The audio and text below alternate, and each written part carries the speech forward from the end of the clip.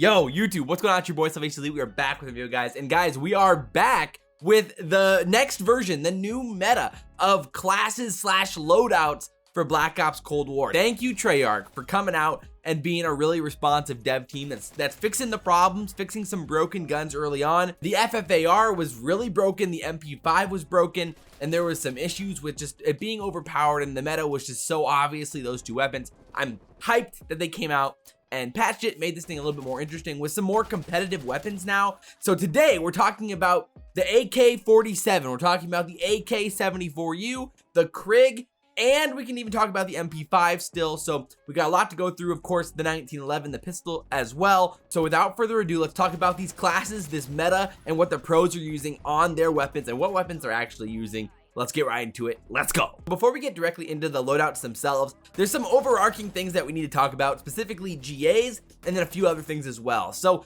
first of all, when it comes to GAs, the wild cards is something that we got to talk about. Of course, you know, right now in the competitive landscape, in like tournaments or online, like on GBs, you can still use like the gunfighter, things like that. But I would expect that they're going to be banned here soon. And so what's going to happen is that everybody's gonna be able to have Lawbreaker equipped because you have to technically run one. Realistically, all 4 wildcards are probably going to be banned. And then from here on out, you're gonna have the 5 attachment meta, like what we're seeing in scrims right now with pros and how that's going to play. So with the SMGs, it's pretty straightforward. Basically, when you're running only 5 attachments, you just don't have a reflex, you don't have a laser sight, and you don't have a magazine attachment. And then similarly with the ARs, you don't have the magazine attachment or the laser sight, and then you can decide what you'd rather have, the reflex or a compensator or slash muzzle of some sort. Generally, most pros stick with the reflex. A few have been trying out the iron sights on these weapons, but generally you want to keep that reflex around. That's what I prefer as well. That's how you deal with the 5 attachments versus 8 attachments meta right now. So really with the perks as well right now, it's pretty straightforward even when it comes to the GAs. So you've got either flak or tack for perk 1, then in perk 2, gearhead seems like it's going to be GA to this point, unless they mess with the times of trophy systems anymore or anything like that. It seems like that's going to be GA, and then everyone's just going to run scavenger. Then on perk 3, you're running dead silence, and that's pretty straightforward across the board and competitive right now. And then when it comes to the field upgrade, 2 people are running trophies and respawn, and then the rest are running assault packs, but they don't use the assault packs. So that's how they've been dealing with all of the extra stuff currently inside of Black Ops Cold War. So now into the loadouts themselves. Let's start with the Krig, just because it seems like the lesser of the weapons. So overall with the Krig right now, it's pretty straightforward. What the pros are agreeing on, basically only 1 attachment that's a little bit different. So basically, again, with the 5 attachment setup, you've got the reflex, then you've got the 19.7 Ranger barrel, and then the foregrip is the slight dispute. So either you're running the foregrip, like the first one, or you're running the field agent grip. One of those two, both work pretty well. I prefer the field agent grip, but the pros seem to have a little bit of difference on that one. And then the airborne elastic wrap and the Raider stock are definitely just go-to attachments in this game for sure. That really is the solid Krig setup overall. So then on to the AK. The AK, again, the gun is nasty. I love it. It's been an absolute blast using. And currently there are a few more disputes on what pros are using on certain attachments here. So basically, overall, how I'm rocking it is the reflex. You've got the 20-inch Liberator barrel, the Spetsnaz grip, the GRU elastic wrap, and the KGB skeletal stock. Nasty overall, fantastic. So what's disputed on this one specifically? The barrel is definitely disputed. People are either using the Liberator, the 20-inch Liberator, the takedown, or no barrel at all if they want to use a muzzle. But then on the muzzle currently, the dispute is the muzzle brake, the Spetsnaz compensator, or the 7.62 KGB eliminator. I actually really like the 7.62 KGB eliminator if I'm running all 8 attachments. The difference is definitely minimal with those 3.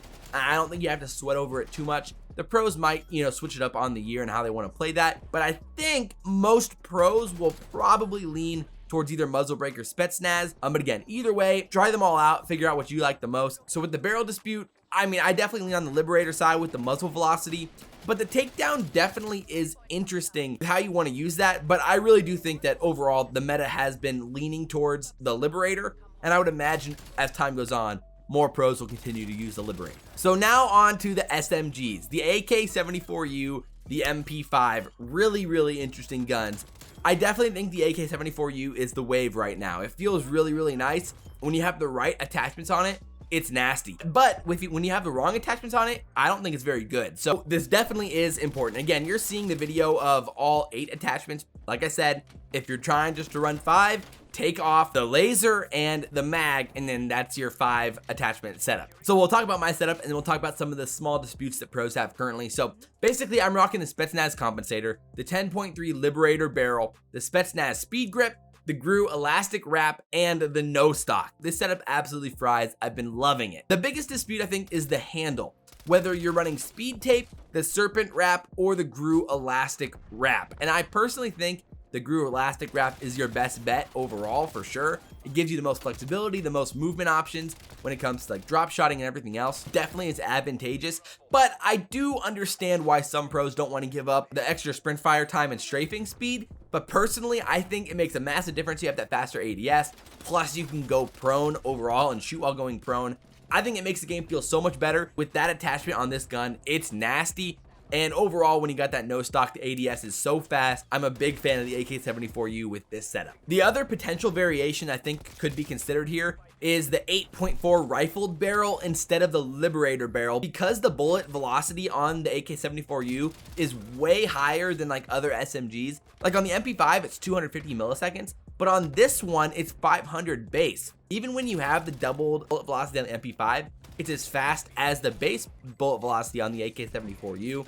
But if you have that Liberator barrel, your hit detection is going to be really crisp and really nice. So the bullet's going to hit where you're shooting, which feels great at long distances, which is why the pros love it. But the other thing to consider is that the range is really bad on the AK74u. So I wouldn't mind the rifled barrel because it gives you that extra increase. So in close range combat between like 7 and 9 meters, you're going to have the 1 bullet time to kill advantage over other AK74us. So that is the only other debate currently with the pros. I think they're going to lean Liberator because at the end of the day, that's better for the long range gunfights. But the rifled barrel definitely is really interesting. And I do think it is at least worth your time to give the rifled barrel a try. So now onto the MP5. Again, pretty straightforward, similar to what we had before. You're rocking the infantry compensator, the 9.5 Ranger barrel, the foregrip, the SARS jungle grip, and the Raider stock. Really straightforward, a basic setup there, but definitely is nice. And I like the MP5 still, even though the recoil is not as ideal. At least when I've used both the MP5 and the AK74u, I definitely lean the 74u. I just think overall it's a more consistent experience, and with this setup, I've really been enjoying it. So again, the last thing, the 1911 here, infantry compensator, the 645 reinforced heavy barrel. Then you got the steady aim laser, you're rocking the 12 round mag, and the SARS jungle grip to finish it off. The 1911 is a ton of fun. I love how good the pistols are in this game, and it's definitely a go-to. So again, like I said, the perks, when it comes to the frags, the Semtex is unbanned now. There's a weird situation there, but we're good now. Semtex is back, so in respawn, use the Semtex. In S&D, you can use either the frag or the Semtex, and then you're rocking the GA on smokes right now is 2 in S&D, 1 in respawn. So rock those for you and your squad. So no big deals there. I hope you guys enjoyed the video. If you guys did, like, comment, subscribe, share the video if you guys really enjoy it. I do appreciate this, and I'll update this if anything changes.